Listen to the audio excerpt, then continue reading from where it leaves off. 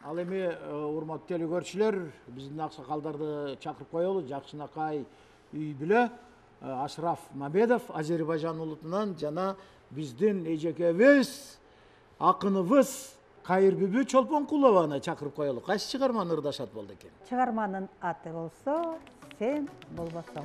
Коштоп турган жаз бийтобу тосуп алыңыздар.